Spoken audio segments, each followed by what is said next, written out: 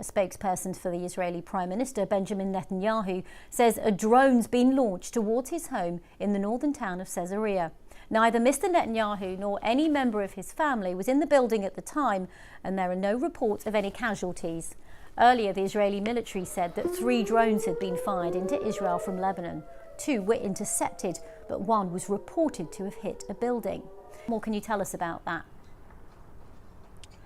Yeah, what we do know is that 3 drones were launched, presumably from southern Lebanon, this morning. They crossed over into Israeli airspace, and the IDF, the Israeli Defense Force, says 2 of those drones were intercepted, but that 1 of them continued towards Caesarea, which is where Prime Minister Benjamin Netanyahu has a private residence, and that it hit or impacted into something there. It's not entirely clear at the moment what it struck, but we did have that statement from the Prime Minister's office in the last half an hour or so, making it clear that Prime Minister Netanyahu and his wife were not at the residence at the time, and that there had been no casualties. Just to give you a little bit of context, stopping drones is a particularly difficult challenge for the Israeli Defense Forces. It's not that long ago that a drone hit an army base not that far away from where this drone has struck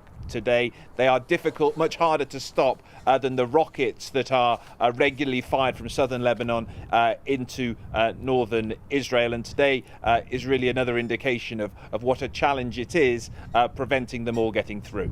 Indeed. And now let's turn to what we've been reporting in Gaza, the attack on the Jabalia refugee camp. Fresh Israeli airstrikes there. Just bring us up to date on what more we know about that, Jonah.